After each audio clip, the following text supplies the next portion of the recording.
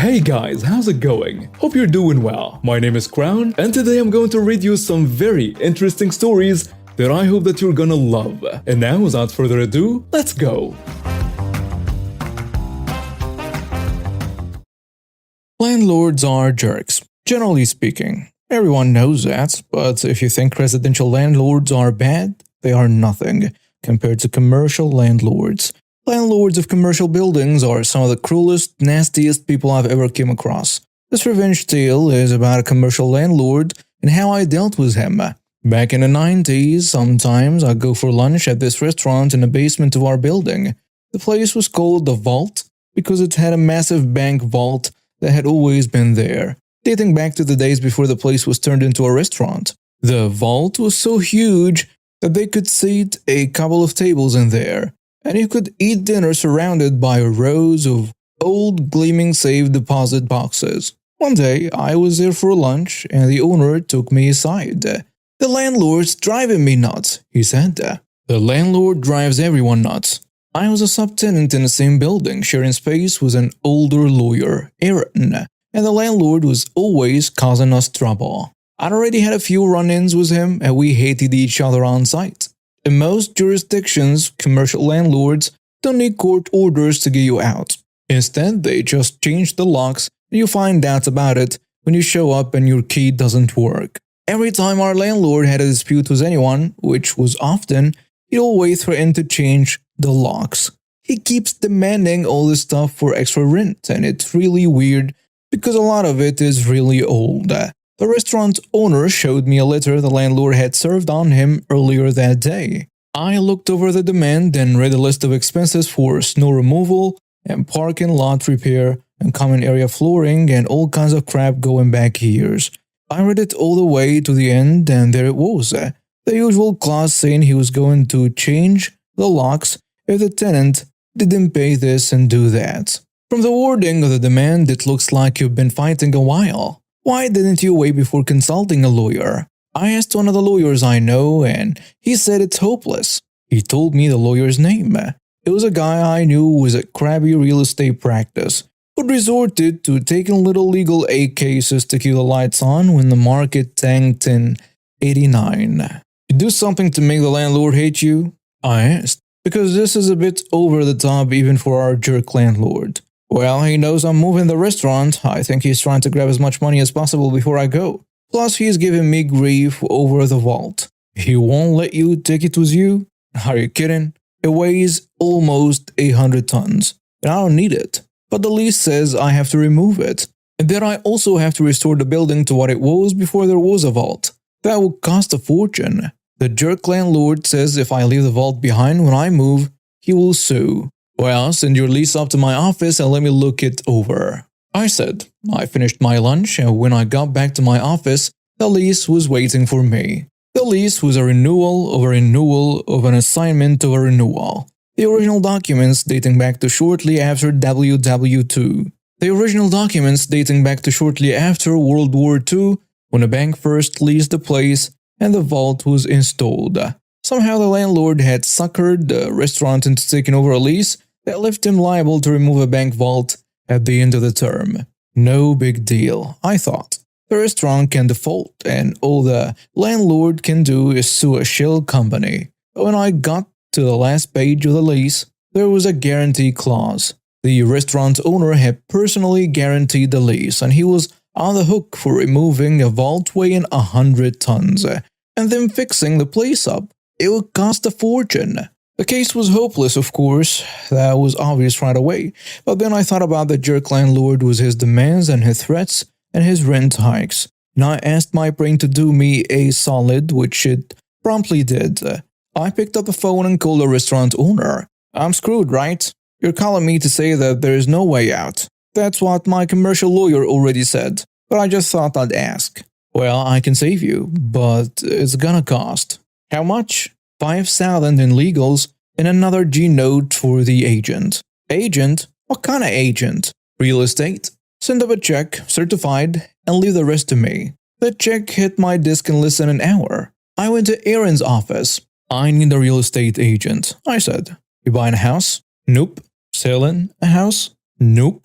By this point, I've been sharing space with Aaron for almost 5 years, and he knew me pretty well. You pulling one of your stunts again? He asked. Yep, but nothing that will get you in trouble. Well, I know a guy. Aaron knew all kinds of guys, and that's one of the reasons he eventually got disbarred.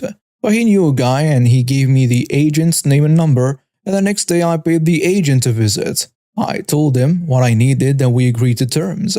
I gave him some papers and the cash for his fee. A few days later I was again at the vault for lunch. The owner saw me walk in and greeted me himself. The landlord is here, he said.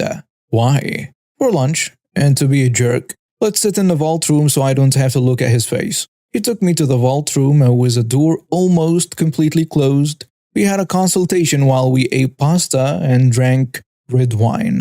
We're making demand on a landlord, I said, munching on spaghetti carbonara. Demand? What are we demanding? I pulled a document out of my briefcase and passed it to him while I sipped my wine. We're demanding that the jerk landlord release all the restaurant equipment, all the fixtures, the ovens, the freezers, the ventilation, everything you need to run a restaurant. The lease exempts all that stuff. He can't stop me taking what I want. The only thing that matters is a vault. And of course, I don't want that. I shook my head. You need the vault, I said. And we're demanding that he release the bank vault as well.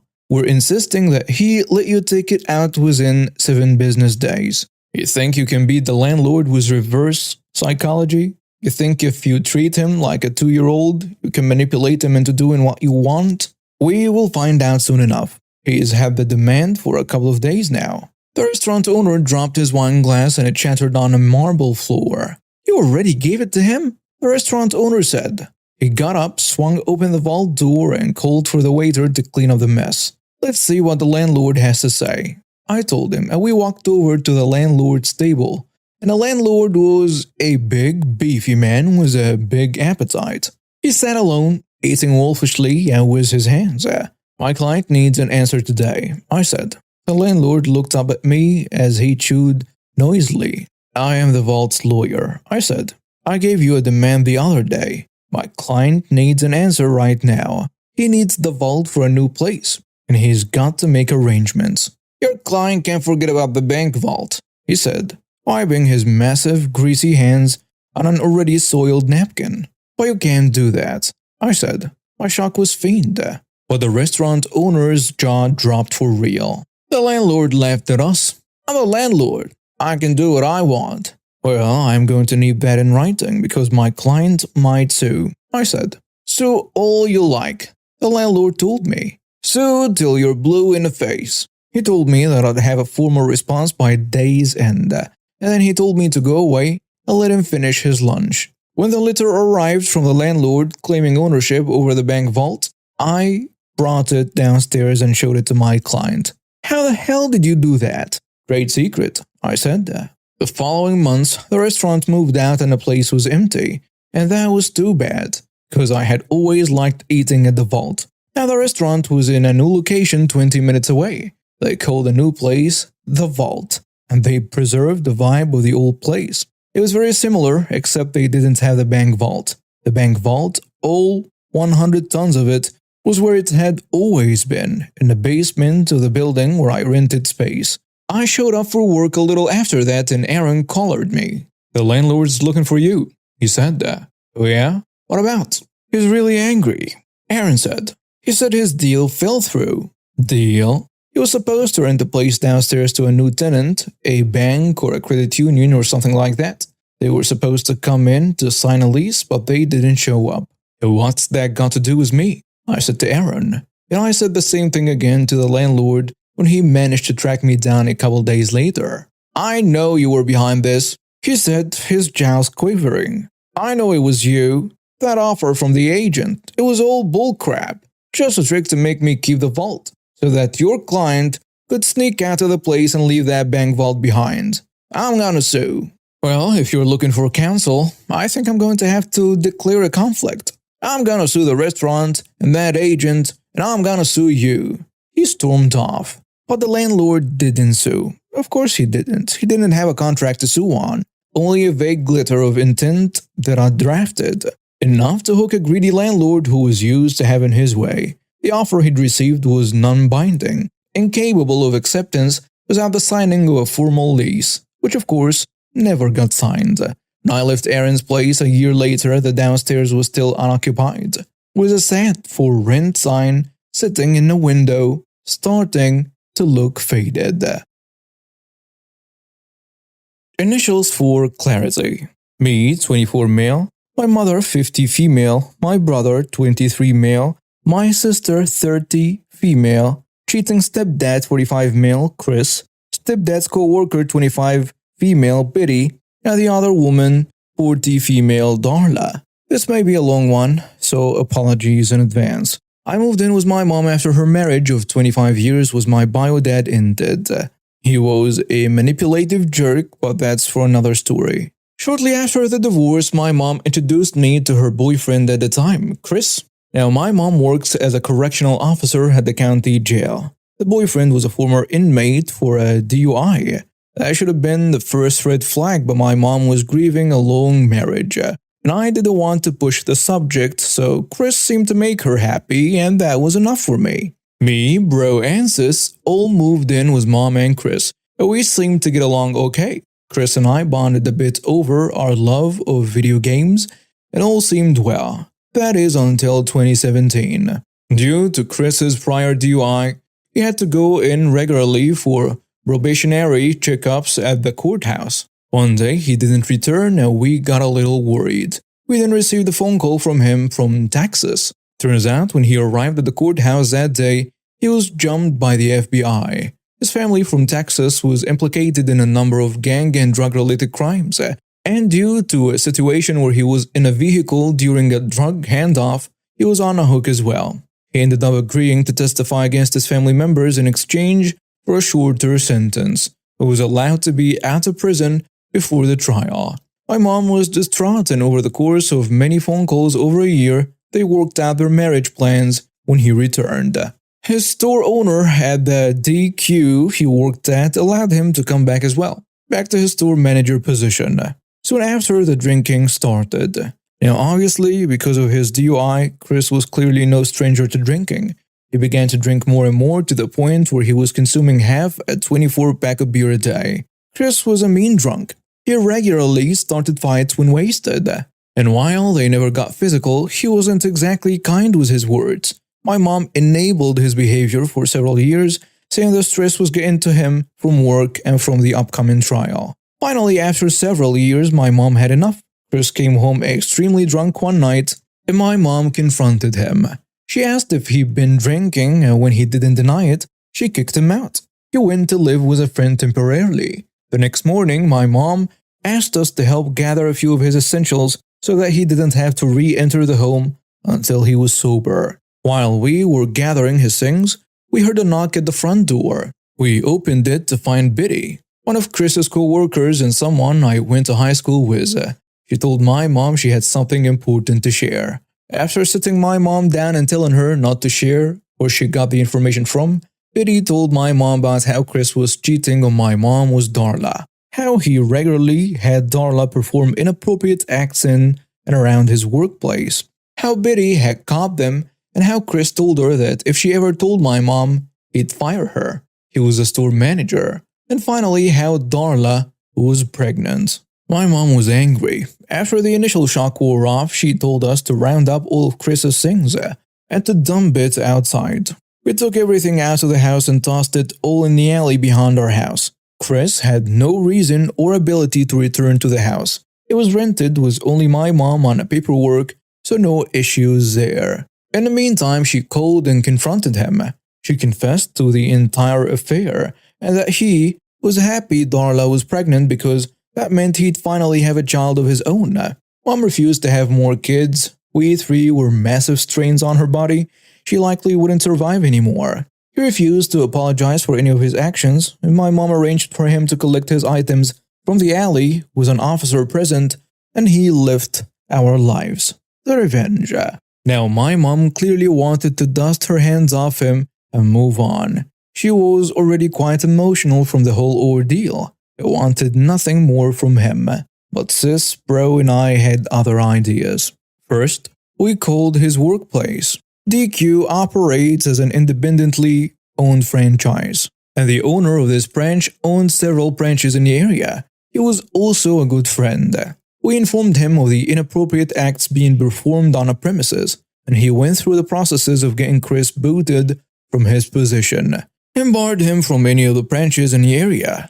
Finally, Biddy got his position after he left and now runs a tight and clean ship. Chris no longer had a job or a place to live, and so went to live with Darla in a town about an hour away. We found out that he started working at another DQ in that town and informed the owner of that location of the situation. It took significantly longer due to there being no current indecent actions occurring there, but eventually he lost that job too. Soon after, Chris began driving around our neighborhood, seemingly stalking my mom and our family, probably because of his job loss. Now, due to the whole situation in Texas, he never had his probation lifted for his DUI, and thus still did not have a license. He never had to drive when he lived with us, since work was local and we could drive him as needed. But here he was, clearly driving around by himself when he shouldn't be. We contacted the police and informed them about Darla's vehicle in our neighborhood, and that we believed Chris was driving it, without a license. We told them to pull over the vehicle next time they see it, as it would likely be Chris driving again. Sure enough, a few weeks later we were told that Chris indeed was pulled over and sent back to the local jail for driving without a license, and while intoxicated. The police also did a search of the home he was staying at, and found several guns at the premises. Since he was a felon, he was not legally allowed to have weaponry on the premises, meaning there was more jail time tacked on. By the time his jail time had finished, it was just in time for him to be sent back to incarceration in Texas for the trial. Chris's son was born while Chris was in prison. Darla evidently realized what an absolute jerk Chris was and cut ties with him while he was in prison. During his prison time, Chris started sending tons of letters to my mom, stating how sorry he was, pleading to take him back, and ranting about how it wasn't his fault. All in the same letter, mind you. Mom burned every one of them. We moved on, moving out of the state. Chris evidently got out of prison some years ago and now lives in Kansas, struggling and fighting child support, which Darla sued him for. Mom now has a new boyfriend who treats her right and cares a lot more than Chris ever did. Bro and sis moved on and out, and I still live with my mom assisting her with a newly purchased home that we've been renovating. Life's looking okay. I was reminded of this by a chat with a co-worker about cheaters, and I thought to post it here for others to enjoy it. My name is Emily, and I'm the mother of two adorable but exhausting kids, Lucas, who is 3, and Mia, just 2 months old.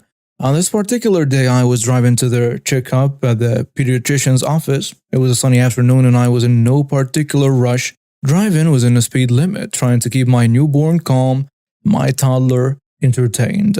As we cruised down the main road, which was lined with shops and always busy, I noticed the car close behind me in my rearview mirror. It was a sleek black SUV and it seemed like the driver was in a hurry, swerving a bit as if trying to find a way past me. But with the traffic as it was, there was nowhere to go. I kept my pace, adhering to the speed limit, focusing on the safety of my kids. At the next traffic light, things took a turn for the worse. The light turned red and I stopped, and that's when I heard the car door slam.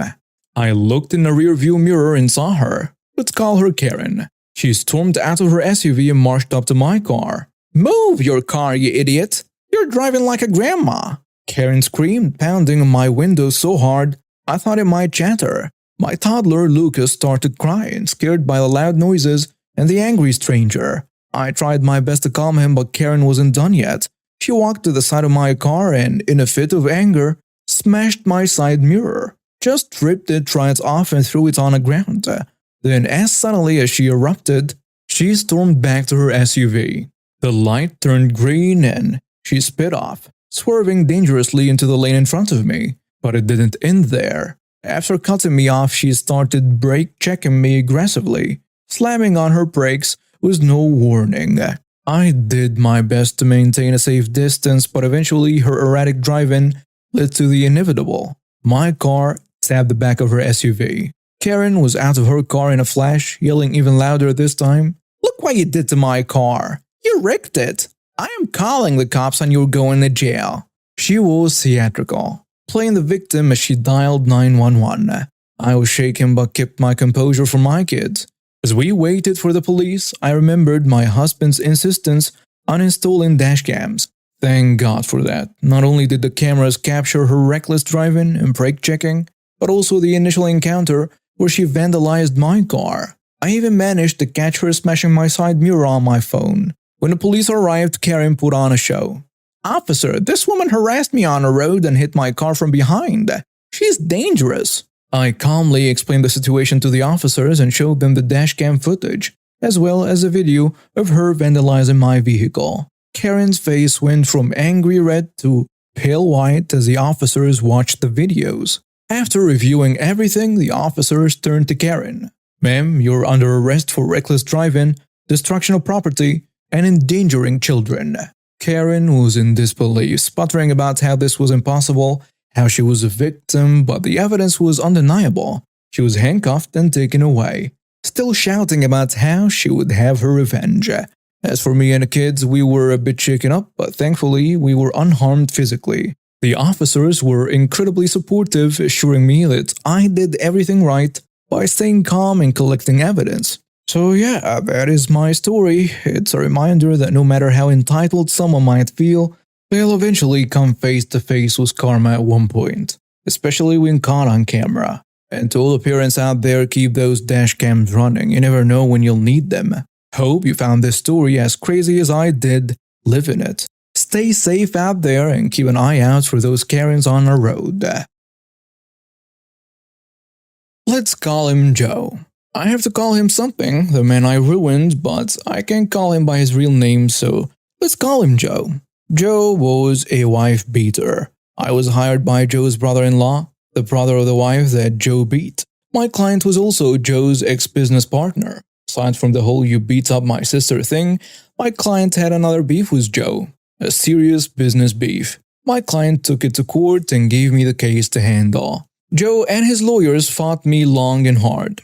Joe was confident that his bullcrap and outright perjury would carry the day. It had always worked before. His nonsense and his fists had won him a good settlement with his ex-wife, free of child support, so maybe he thought that threats and lies would carry the day once more. But he was wrong. And after the trial, I had a judgment against him. A big judgment, far bigger than he could pay. Joe twisted and he turned and he shimmied and shaked. But after a while, I'd located and taken all his assets. It was easy, really. Joe had no thought of consequences, and so he didn't lawyer up until it was too late. If one of my clients ever sues you, you're in trouble because my clients lawyer up before they even know your name. But Joe didn't lawyer up until the process server threw the papers at his feet. And by then, it was far too late. I went through Joe's assets like a meat grinder. And after a while, Joe had but one property left, a house, and he clung to that house for it was rented out and his sole source of income. I went through Joe's assets like a meat grinder, and after a while, Joe had but one property left, a house, and he clung to that house for it was rented out and his sole source of income. Joe lived in the unfinished basement and he survived on what the upstairs tenants paid him. He cashed the rent checks at payday loan places, paying hefty fees, but it was worth it because he knew that I'd garnish any bank account that he opened. Joe managed to hide his rental place from me for a while because he owned it through a numbered company. But my investigator found him one day and followed him home. Joe self-ripped his way through the next stage, which took a couple of years while I punctured his corporate veils and his sad efforts at a fraudulent conveyance. But in the end, I had his last house, the house where he lived in the unfinished basement. Joe stepped out one day to get a pack of cigarettes, and when he came back, the sheriff had changed the locks. "Can my client at least live in the basement?" Joe's lawyer said to me, pro bono, because by this point Joe had nothing to pay lawyers. I knew the pro bono guy. He practiced law nearby. As I was talking to him, I could see pro bono guy's office window across the parking lot from my office tower window. I said, "Ask the purchaser." It's out of my hands. And it was. I told Joe's lawyer that the new owner, a nominee, one of my client's employees, wouldn't let him back into his crappy basement apartment. Joe, a man who had owned this and that here and there and all over town, had just lost the last thing he owned on earth. Except for his truck. He still had his truck left. Joe's truck was this big gas-guzzling beast that he drove around in. It was too old and too frail to be worth seizing, so I let Joe keep it. And I was glad I did that because now the truck was where Joe slept. Until he made a mistake and lost his truck too. He lost his truck the day I got a phone call from the tenants at the house that Joe used to own. He came back and parked his truck across the driveway. The tenant said, adding that Joe had gone nuts, parked his truck there in a rage out of spite, and then walked into town, saying he'd be back later that day to sleep in his truck. Can you get around the truck? I asked. The tenant could not. The driveway was blocked. I called one of the tow truck guys that I used to defend back in my criminal lawyer days, and in a couple of hours that truck was gone and parked somewhere else, somewhere special, in accordance with my specific instructions. My guy wants his truck back, the pro bono lawyer said the next day when he called me. Not happening, I said that. I stood in my office 15 floors above the parking lot and looked down where I imagined my pro bono counterpart was standing in his office facing the same lot. But you have no right to the truck, he said that. He has no right to block a man's driveway. I replied. It was terrible. Really, standing up high, pronouncing words that took away a man's final asset. The last thing he owned on earth. Are you really gonna make me go to court over this? Said pro bono guy. Do what you gotta do, I said. And pro bono guy said his client was coming in the next day to sign an affidavit. And then they were going to court to get the truck back. But I was unconcerned. The next day was bright and the sun was shining and it was 9 a.m. as I looked out the window and sipped my coffee. My phone rang, I picked it up, and it was a pro bono man. Why didn't you tell me that Joe's truck was parked right outside my office? His voice was tight and I could tell that he must have been shaking with anger. Is that so? I said that, staring out at Joe's truck parked 15 stories below me. How careless of my bailiff to leave the truck where your client could easily take it back. I really must speak to him. Very funny, my client's going to sue. No, he isn't. He's going to get in that truck and drive away right now. I told my tow guy to fill up the tank, and he gave it an oil change too. Grats. Tell your client to get in his truck and drive off, and that if I ever see that truck again, I'll seize it. To satisfy the rest of my client's judgment. Pro bono guy tried to argue, but I was firm. Then I put the phone down and picked up my coffee. A few minutes later, Joe walked out of his lawyer's office and over to his truck. As he walked, I saw that there was no longer a bounce to his step. The joy had gone out of him. Joe wasn't the first guy I ruined, and he won't be the last. But he is the only one whose final ruin I witnessed from on high, from my office, and it was one of the most powerful experiences of my life, watching a man walk to his truck, knowing that I had stripped him of everything else he had, and that he owed his position of his last asset, his truck, to my mercy. Joe drove away, his big ancient truck spilling clouds of smoke from the exhaust. I was pretty sure I'd never hear from him again, and I never did. I used to sell cars. The dealership I worked at had a policy of being honest, honoring our word, and not advertising crap. This was both a blessing and a curse. Because our competitors didn't abide by the same rules, and if you spent a split second to look at our reviews compared to our competitor reviews, you'd see that. So I was working a deal on a truck at the time for a customer, and it had a conquest rebate of $1,500. We were at like roughly $40,000. The customer I was working with qualified for that conquest rebate. However, before I closed him, he was browsing on his phone and he saw a competing dealer offering a very similar F-150 for $35,000. Now, our offer to him was basically invoice minus rebate. I knew this dealership was lying on several fronts, and I explained that. How the dealer got to the $35,000 price was. They didn't include freight or prep in any other advertising. They had small print saying this. They stacked rebates that weren't stackable. They included every single conditional rebate possible. Again, you won't qualify for those rebates. They had mandatory add-ons such as VIN etching, nitrogen in tires, and tinting that they didn't tell you about until you got there. Also, they charged a lot for those options. I also knew the general manager at this dealership never did invoice deals, ever. I tried to explain this to my customer, and of course, he didn't believe me because I'm a car salesman and no one should trust a salesman. I then explained to him it's close to closing. I know what the inventory on his vehicle looks like, and it's really unlikely the conquest rebate of $1,500 will be available come tomorrow. He said he's going to go to them and get a better deal since we refused to beat their offer. We couldn't. If we would have matched their offer, we'd be losing our business. I told him the price we offered is off the table the second we close up shop for the night, and tomorrow the deal could be completely different. And he goes there. The next afternoon he comes back fuming pissed. He asks me, "Can you believe they wanted to charge me freight and prep?" Well, yes I can. Can you believe they included rebates I didn't qualify for? Yes I can. Can you believe they included rebates that cannot be combined? Yes I can. Can you believe they wanted to charge me thousands and thousands of dollars for crap add-ons? Yes, I can. I asked him what price they finally came to, and he said $42,500. And I asked him if he bought the truck. He said, "No way in hell was I going to pay $2,500 for the same damn truck that I can get from you." I smiled and I said, "So you want the truck?" He goes, "Yes, let's just get this over with." I said, "Well, unfortunately the conquest rebate didn't get renewed, so your new price is $41,500. He stares blankly at me and said, "Are you freaking kidding?" And I go, "Nope, here, I can show you." So I showed him the list of rebates from the month prior and the expiration date on those rebates, which was yesterday.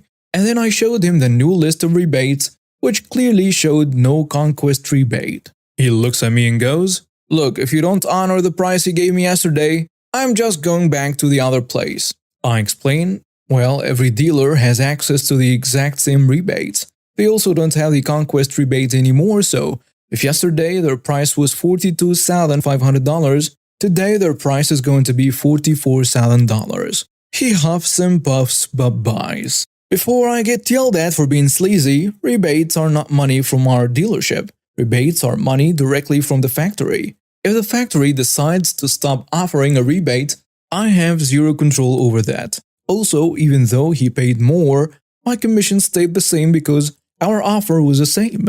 Invoice minus rebates. It's just less rebates. I have a German Shepherd dog for security. For that, we intentionally did not socialize outside of family members so he wouldn't be friendly with people. He does his job extremely well to the point that some teen boys have made it their weekend hobby to see if they can piss him off, to the point he jumps the fence to attack them. He knows not to go out the gate unless I'm with him. He won't even follow my husband out the gate or go through the gate when we are bringing cars in and out. Only time he leaves the gate is if I'm going to check the mail, then he has his body pressed against mine the entire time. Well, today I went out to check the mail and these turds come flying down the road on dirt bikes. One has a big grin on his face and swerves into my driveway, almost hitting me. My dog does something I've only seen him do one other time. He lunges for this kid. Every hair on his body is on end. Teeth bared and almost pulled me over because I had grabbed his collar when I heard the dirt bikes, but sat once he realized I had hold of him. This kid turns around and screams at me, "What the hell, you psycho witch? Your mutt almost bit me." My dog is extremely well trained, but I'm not. And I'm not letting some little brat get away with this. I clench the collar.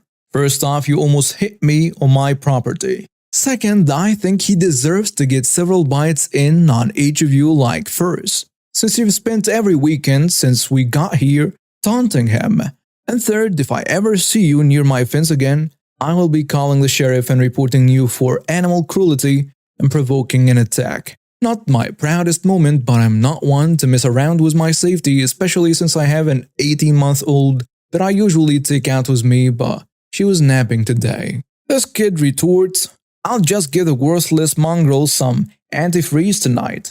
That's where I drop the collar, and boy, was he lucky my dog won't leave my side, because every hair goes back on end, and he's barking, growling, and snapping at this kid without getting any closer to him. His friends all take off, but this one brat isn't backing down, so I call the sheriff department and explain the situation. As soon as I give them my address, I hear in the background, "Have her put a call on speaker." It was the kid's mom, so I do. The kid goes ghost white as she lays into him. Apparently, this wasn't his first time taunting and threatening animals, and he has a record a mile long for other offenses. I am basically standing there with my still PO dog, being the entire reason for a tongue lashing of a teen by his mother because I inadvertently called her at work. This kid goes home after, like he had been physically injured, and I go get my mail, dog still at my side, and 2 hours later, a sheriff's car pulls into my driveway and honks. It's the mother. I now have her personal number. If I ever have any more problems with the teen boys of the area, I am to call her directly and she will inform the parents of each kid that they need to educate their sons on how to behave in a civilized society. The only other time my dog behaved that way he did today was when we first moved to the area after 4 years in the military. My stepbrothers had been told not to go near him because he was aggressive and didn't like strangers if my husband or I wasn't there for an introduction, and both ignored the warning and came up to him in tandem when he was asleep in my